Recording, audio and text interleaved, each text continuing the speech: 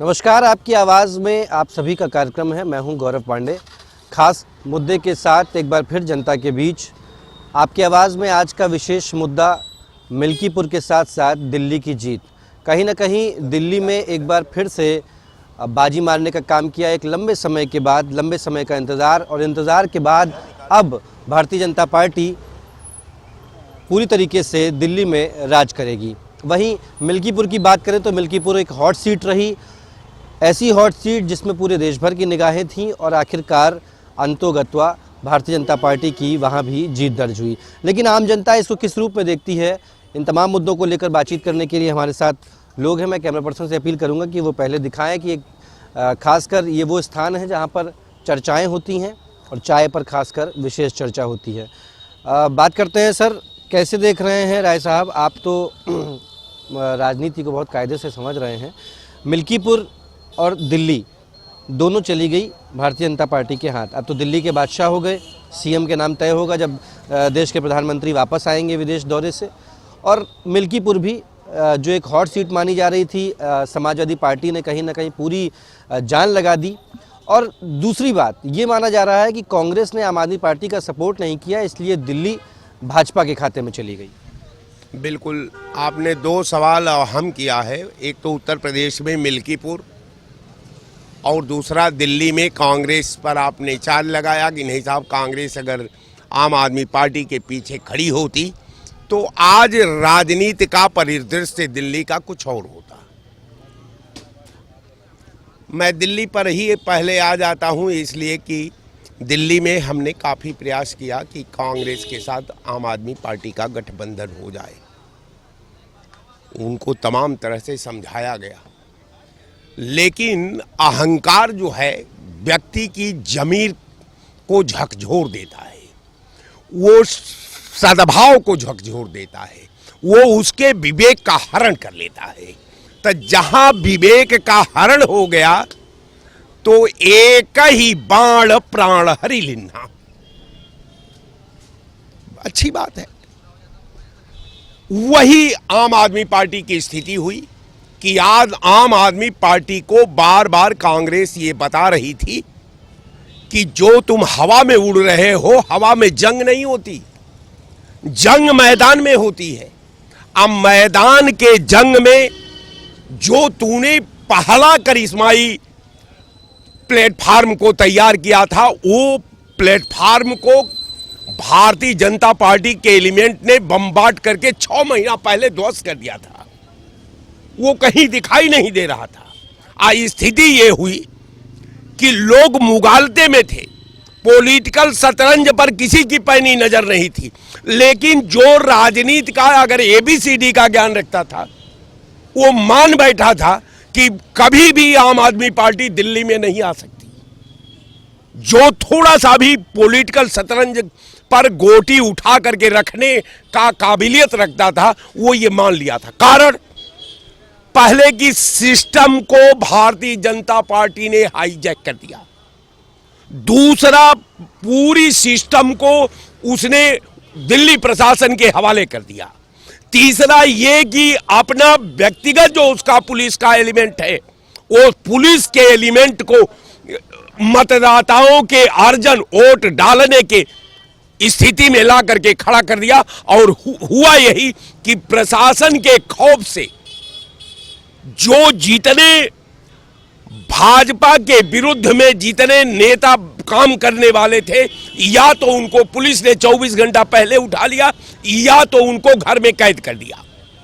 अब जहां ये स्थिति है कि कार्यकर्ता बंद हो जाएं, कार्यकर्ताओं को घर से बाहर न निकलने दिया जाए, भारतीय जनता पार्टी का पुलिस जो है वोट मारने पर कटिबद्ध हो जाए, उसके पास एक ही टारगेट रहे कि हमको एन केन प्राकेण भारतीय जनता पार्टी का सरकार बनानी है, तो अब भारतीय जनता पार्टी की सरकार बन गई।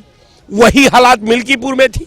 मिल्कीपुर में एक आदमी का नाम बताइए जो मिल्कीपुर विधानसभा में गया हो और ये वो मानने को तैयार हो गया हो कि वहां भारतीय जनता पार्टी भी लड़ाई में है। नहीं हुआ। कोई नहीं कह रहा था कि मिल्कीपुर में भारतीय जनता पार्टी में लड़ाई है। आज जानते हैं 60 से 70 हजार के अंतराल में जो है उसने समाजवादी पार्टी को पराजित कर दिया। अब देखिए, यहां लोकतंत्र की हार हुई है, यहां भारतीय जो प्रशासनिक स्ट्रक्चर है उसकी हार हुई है, यहां डेमोक्रेसी और प्रजातंत्र की हार हुई है, और यहां संविधान की हार हुई है, और शहीदों के सपनों का हार हुई है। भारतीय जनता पार्टी की जीत हो गई है। अच्छा, एक बात बताएं, ये मानते हैं आप कि दिल्ली में कहीं ना कहीं अमित शाह और मोदी की जो जोड़ी है उसने गेम प्लान किया, और उत्तर प्रदेश में योगी की जोड़ी, योगी ने कहीं ना कहीं गेम को पूरी तरीके से पलट कर रख दिया, ये मानते हैं? देखिए, क्योंकि उनको आभास हो गया था कि दिल्ली आम आदमी पार्टी के यहाँ से जाने वाली है। बार बार कह रहा हूं कि समाजवादी पार्टी के पाप में भारतीय जनता पार्टी पल रही थी, समाजवादी पार्टी के पाप में आज भारतीय जनता पार्टी शासन में है, आम आदमी के पाप में आज भारतीय जनता पार्टी चुनाव जीत चुकी है। इस बात को एक्सेप्ट करने का जरूरत है, और इसलिए कि आप ही के पाप से वो एनर्जी पाती है, और जब एनर्जी पाती है तो इतना वो शक्तिशाली हो गई कि आपके पाप के सागर को एक बम मार करके वो सारा जल को जला दिया। कैसा पाप? समाजवादी पार्टी का कैसे तरीके, कौन से पाप की बात कर रहे हैं? किसी सीट के पाप की बात कर रहे हैं? किन पापों की बात? समाजवादी पार्टी, अगर इसके अतीत को देखिए तो भारतीय जनता पार्टी की का खुदा है। अगर समाजवादी पार्टी नहीं होती तो भाजपा जैसे 1950 से लेकर के 1985-90 के दशक वाली थी वही रहती। अब आप कहेंगे कि साहब ये कैसे हो गया?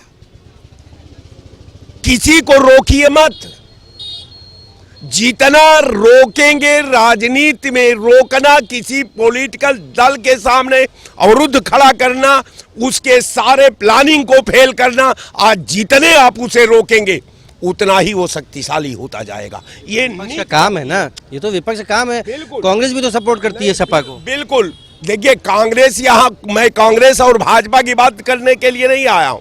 आप हमसे कांग्रेस की बात नहीं किए, आप हमसे चुनावी सिस्टम पर दिल्ली प्रदेश और मिल्कीपुर में बात किया है, तो मैं मिल्कीपुर की बात करता हूं।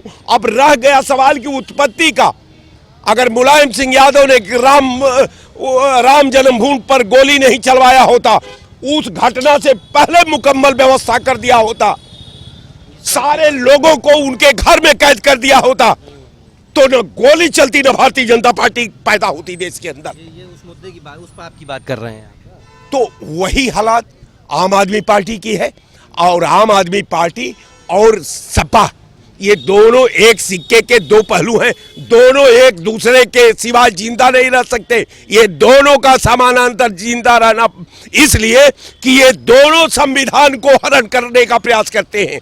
इनका संविधान से कोई, अब रह गया अखिलेश जी का, अभी आप कनौज में 70 साल जो संविधान काम कर लिया, जागरूकता, जहां हम सूर्य और चांद का परीक्षण कर रहे हैं, उस दौर में आपकी पत्नी निर्विरोध हो जाती है क्या सांसद? कोई ग्राम प्रधान तो हो जाता है तो समझ में आता है, कोई वार्ड मेंबर हो जाता है तब समझ में आता है, कोई जिला पंचायत अध्यक्ष हो जाता है तब समझ में आता है, लेकिन सांसद, दुनिया के डेमोक्रेसी का एक कंट्री का नाम बताइए जहां का सांसद निर्विरोध हो गया हो? यह सवाल है और ज्वलंत सवाल है।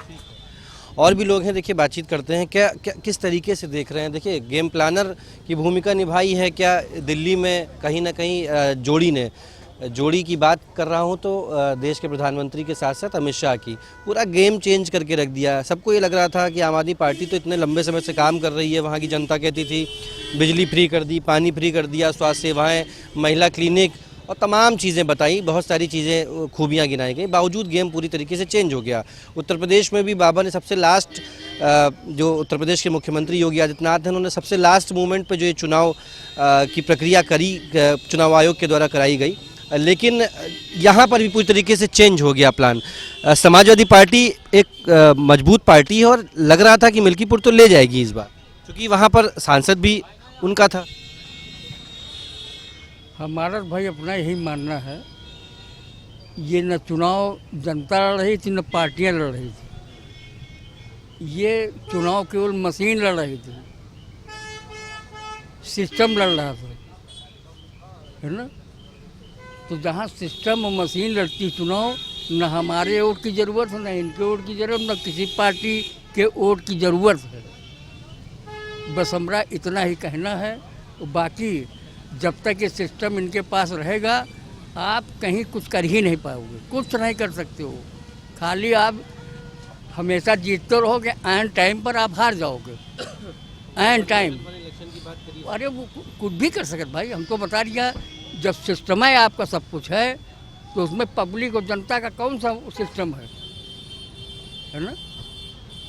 तो बस मेरा तो यही कहना। बाकी और सिस्टम जब तक पार्टियां मिल के इस पर मैदान में नहीं आएंगी, तो इनकी कई पीढ़ी और चली जाएंगी, सिस्टम में कुछ गड़बड़ नहीं पाओगे।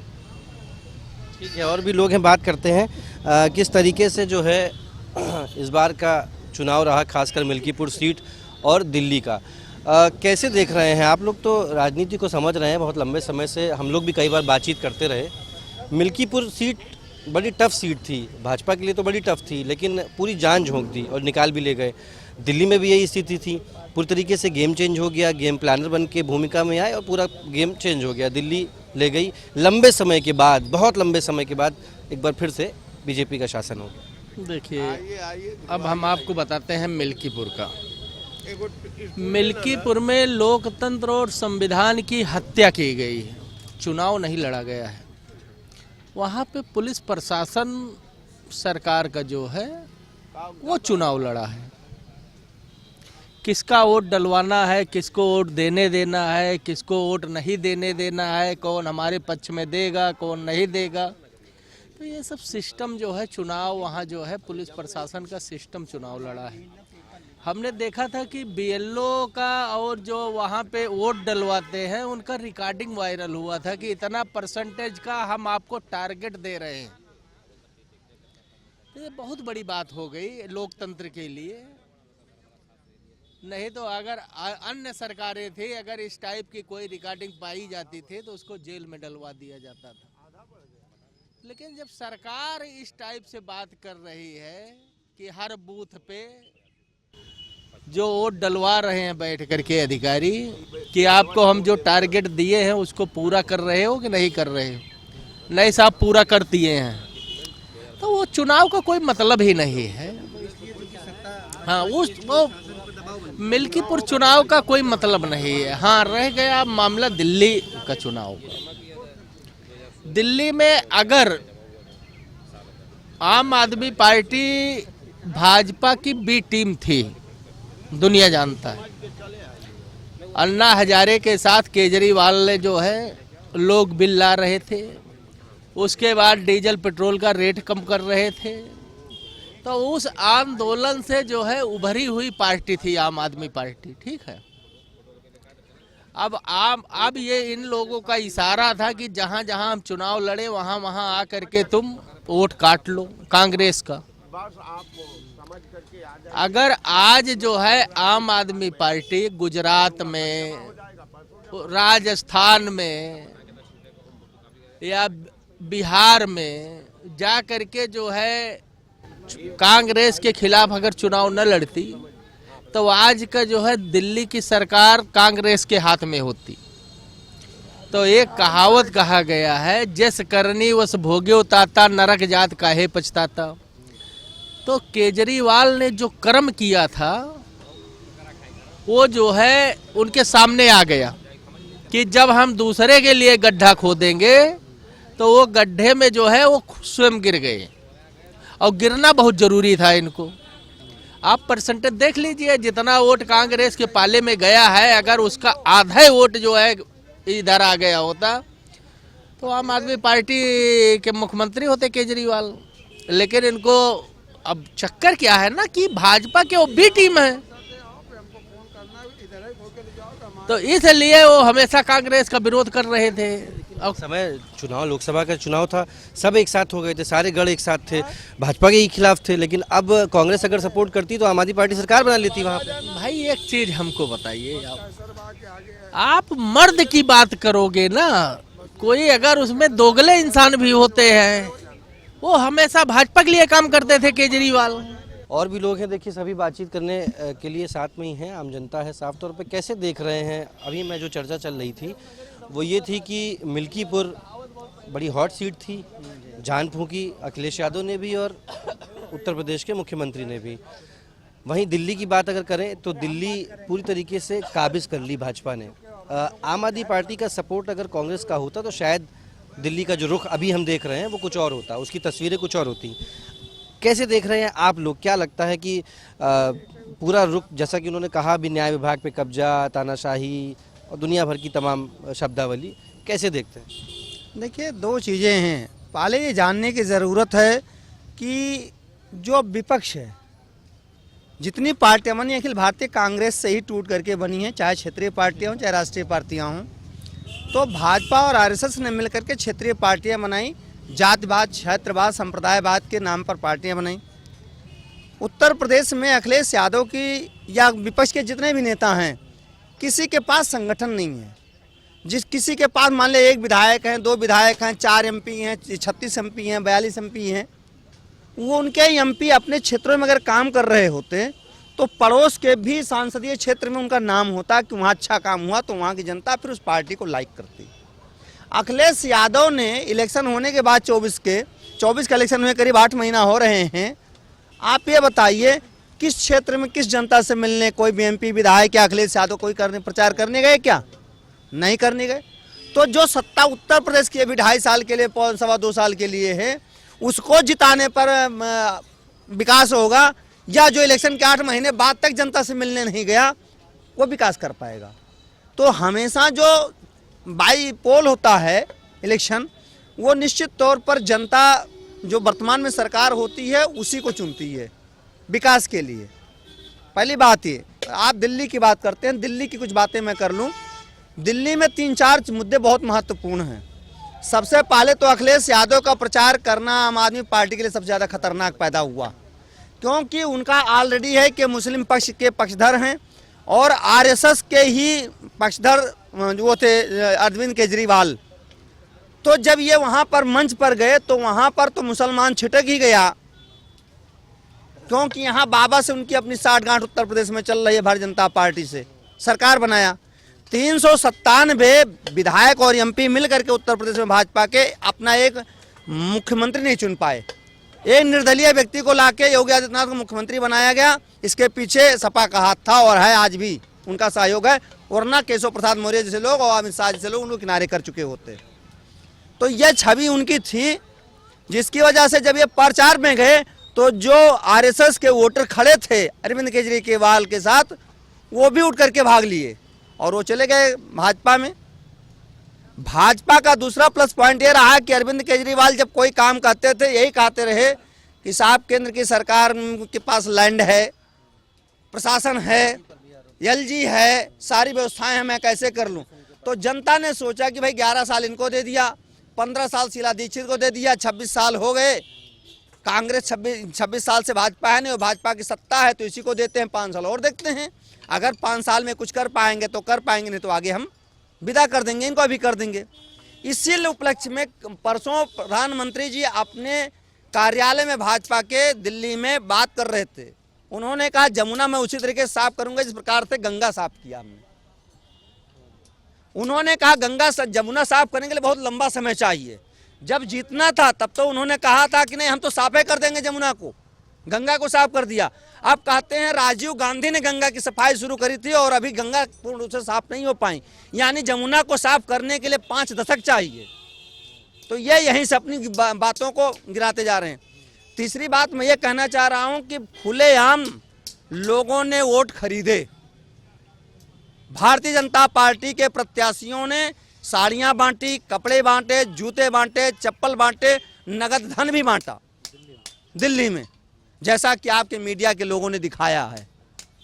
तीसरी सबसे बड़ी समस्या यह रही कि कांग्रेस और अन्य पार्टियों को जितने सोशल मीडिया के लोग हैं, स्ट्रीम मीडिया के लोग हैं, इन सब लोगों ने सिर्फ एक ही दिखाया, पक्षपात, ये मुस्लिम के पक्षधर हैं, इसलिए हिंदू वोटर कट गए।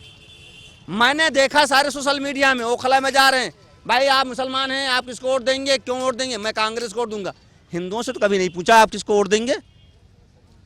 तो एक परसेप्शन तैयार किया गया कि ये सारी पार्टियां मुस्लिम पक्षधर हैं, इसलिए हिंदू वहाँ इकट्ठा हो गए।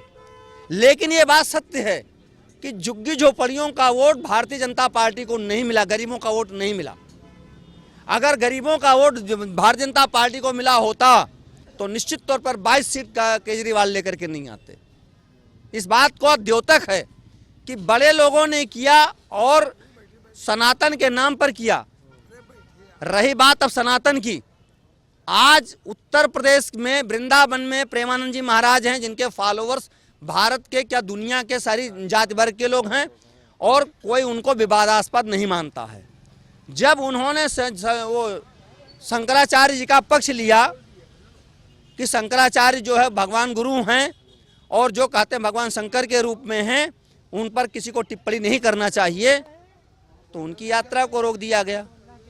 कुछ एनआरआई जो आकर के वृंदावन में, एनआरआई तो के हॉस्टल या बिल्डिंग्स तो बाद में बनी होंगी ना, लेकिन 20 साल से 25 साल से प्रेमानंद जी का महाराज का चल रहा, उस पर हमारे मुख्यमंत्री नहीं बोल रहे हैं, हमारे प्रधानमंत्री नहीं बोल रहे हैं, जबकि उनके यहाँ मोहन भागवत जी भी गए थे आरएसएस के प्रमुख, वो भी नहीं बोल रहे हैं। तो जो वर्तमान में सरकार है, हमने जो 11 साल का 11.5 साल का शासन देखा है, उसमें कहीं भी न्याय व्यवस्था नहीं है। उत्तर प्रदेश में आप चले जाइए, किसी अधिकारी के पास चले जाइए, वो कहता है कि आप जाओ सरकार के पास, कुछ नहीं कर पाओगे मेरा। तो घूसखोरी बढ़ी हुई है और मीडिया इसलिए मजबूरी है गाती है सरकार की, क्योंकि उनको जो है ऐड चाहिए, ऐड नहीं देंगे तो चलेगी नहीं, सत्ता नहीं चले, उनका कैसे चैनल चलेंगे। हुआ मेरे घर पे कब्जा, जिस स्कूल में मैंने प्राथमिक शिक्षा ग्रहण की उस स्कूल पे कब्जा, धनगढ़ गौतम बुद्ध नगर में हमारे साल्ट में गरीब जाति के लोग रहते हैं, उनकी ज़मीनों पे कब्जा, पूरे जिले में जगह जगह, और पट्टे 25-30 साल हो गए, अधिकारी उनको खतौनी में दर्ज करने के लिए तैयार नहीं है, जिसके लिए हम मजबूर होकर के लखनऊ चल के आए कि भाई योगी जी से मिल के आएंगे और मुलाकात होगी तो इन पे कुछ समस्या का समाधान हुआ। देखो जी, अभी मिल के नहीं, अभी जाएंगे, अभी आए हैं। हम प्रार्थना करना चाहते हैं कि योगी जी गौतम बुद्ध नगर के डीएम और तहसील प्रशासन पर शिकंजा कसें और अनुसूचित जाति अगरिया के साथ जो शोषण ये कर रहे हैं, हमारा तो नमक खाया, हमारा क्या कहता है ईमान, शोषण कर रही, प्रशासन शोषण कर रहा है, प्रशासन शोषण कर रहा है, वहाँ के लोग शोषण कर रहे हैं, माफिया शोषण कर रहे हैं, जमीनों पे कब्जे कर रहे हैं। आज भी एसडीएम आवास के बगल में मेरी जमीन पे निर्माण चल रहा है, ना तो तहसील वाले सुनते हैं, ना पुलिस वाले सुनते हैं, ना एसपी सुनता है, ना डीसीपी सुनता है। मैं तो प्रार्थना करना चाहूँगा अतिशीघ्र प्रशासन इसलिए सोचता है कि जहाँ योगी जी के संज्ञान में मामला आ गया, वहाँ तो तत्काल काम होता है, जहाँ नहीं आया वहाँ तो जैसा। आखिरी सवाल अध्यक्ष जी आपसे ले लेते हैं, क्या लगता है मिल्कीपुर हार किस वजह से हुई, क्या कारण रहे होंगे? सबने तो अखिलेश यादव पे ठीकरा फोड़ दिया, लेकिन दूसरा सवाल ये कि दिल्ली में पूरी तरीके से काबिज हो गई आम आदमी पार्टी का सफाया हो गया, कैसे देख रहे हैं, कहाँ क्या चूक रह गई, क्या कमियां रह गई जीत वहाँ दर्ज करने में, और यहाँ उत्तर प्रदेश में पूरी तरीके से गेम प्लानर के रूप में आए उत्तर प्रदेश के मुख्यमंत्री? माननीय अखिलेश यादव जी को अगर ठिकरा फोड़ना है तो उन्हें इसको जो है सहर्ष स्वीकार करना चाहिए। आप चुनाव लड़ रहे हैं तो चुनाव में तल्लीनता से लड़ना पड़ता है, और दूसरी बात कि आप हर जगह वही उन्हीं के बेटे को दे रहे हैं, जो कहीं एमएलए था एमपी हो गया तो उसके बेटे को एमएलए का टिकट दे रहे हैं, इसमें बदलाव होना चाहिए। मैं अखिलेश यादव जी से निवेदन करूंगा कि ये जो है परिवारवाद को थोड़ा ख़त्म करिए आप, और वहाँ जो 25 साल 30 साल से राजनीति कर रहा है उसको भी आगे लाइए। वो तो कुछ पाता नहीं कार्यकर्ता, उसके लिए भी तो समय दीजिए, नहीं तो वंशवाद पनप जाएगा, हर जगह हर जिले में वंशवाद चलेगा तो राजतंत्र हो जाएगा, प्रजातंत्र खत्म हो जाएगा। पहली बात तो ये है, चुनाव हारना जीतना तो लगा रहता है, और चुनाव आयोग निष्पक्ष होना चाहिए, स्वतंत्र होना चाहिए। एक सीट से अखिलेश यादव की न सरकार बन जाती न योगी जी की सरकार गिर जाती, लेकिन निष्पक्ष और स्वतंत्र चुनाव होना चाहिए। अभी हमारे बड़े भाई बोल रहे थे, उस पर मैं कहना चाहूँगा कि दफ्तर भ्रष्टाचार कौन है इसका जिम्मेदार, जिले जिले में भ्रष्टाचार कौन है इसका जिम्मेदार। आदरणीय योगी आदित्यनाथ जी रोज कहते हैं zero tolerance, zero tolerance, zero tolerance. आप देख रहे हैं ना, गाजीपुर से गाजियाबाद तक भ्रष्टाचार में लोग लिप्त हैं और जमीनों पर हड़प रहे हैं, और ये लोग कहते हैं कि अब गुंडे माफिया सब भाग गए हैं, या तो जेल के अंदर हैं, या तो मिट्टी में मिला दिए। आप बता दीजिए कि तहसील में जाइए तो लेखपाल से लेके एसडीएम तक भ्रष्टाचार में लिप्त है, थाने में चले जाइए तो सिपाही से लेके थानेदार तक भ्रष्टाचार में लिप्त है। लेकिन योगी आदित्यनाथ जी रोज कहते हैं zero tolerance, zero tolerance, zero. कभी भी योगी आदित्यनाथ जी किसी थाने में नहीं गए और न किसी तहसील में गए कि हमारे कर्मचारी जनता के साथ कैसा व्यवहार कर रहे हैं। तो ये है मामला, कर्मचारी और अधिकारी बेलगाम है और इसलिए भ्रष्टाचार पूरी तरह से बदस्तूर जारी है। तो ये बंद होना चाहिए। और दूसरी बात, दिल्ली की बात जहां तक आपने कहा, वास्तव में अरविंद केजरीवाल को हार का जो है स्वागत करना चाहिए, चूंकि आप नैतिकता के लिए आए थे, आप भ्रष्टाचार समाप्त करने के लिए आए थे, आप राजनीति में बदलाव करने के लिए आए थे, लेकिन आप जीतने के बाद उसी में रम गए। ये गलत था, चूंकि भ्रष्टाचार के खिलाफ आए और भ्रष्टाचार में ही गए। सबसे बड़ी बात है, मैं अरविंद केजरीवाल जी को जो है एक सलाह देना चाहूंगा, चूंकि हम लोग उसमें थे कि 1 2 3 4 बंद करो ये भ्रष्टाचार, बड़े नारा हम लोग जो है तिरंगा झंडा फहराए, लखनऊ में बढ़ चढ़ के हिस्सा लिया। लेकिन जब यहाँ टिकट देने की बात आई तो पता नहीं विलायत कौन जाफरी और कौन थे वहाँ हीरो या निर्देशक थे, उनको ले आए। आप 100-200 जो आपके कार्यकर्ता थे उनमें से जो ईमानदार था उसको लड़ाना चाहिए था।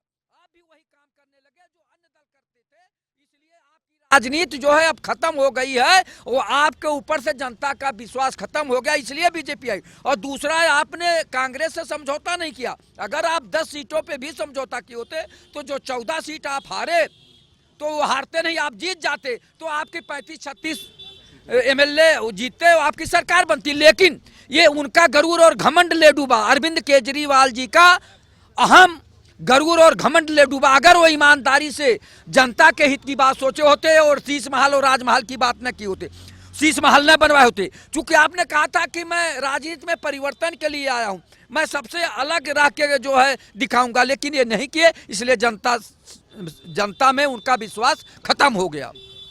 देखिए, कुल मिलाकर इस चर्चा के से ये निष्कर्ष निकला, कहीं ना कहीं मिल्कीपुर में ज़रूर अखिलेश यादव पर लोगों ने ठीकरा फोड़ा, लेकिन राजनीति है, राजनीति पे वक्त बहुत महत्वपूर्ण भूमिका निभाता है। फिलहाल उत्तर प्रदेश की सरकार में मुख्यमंत्री योगी आदित्यनाथ के द्वारा जो सरकार चलाई जा रही है जिस प्रकार से, उसका कहीं ना कहीं बाउंडेशन देखने को मिला शासन प्रशासन के साथ।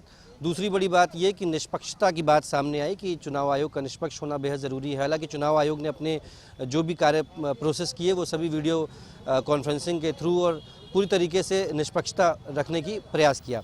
रही बात दिल्ली की, तो दिल्ली में कहीं ना कहीं आम आदमी पार्टी से जनता का विश्वास खोया और भारतीय जनता पार्टी पूरी तरीके से काबिज हुई।